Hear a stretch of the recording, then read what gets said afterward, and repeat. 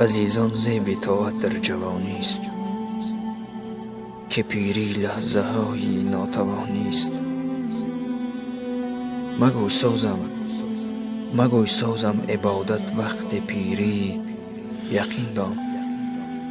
یقین دان که به حسرت ها بمانی.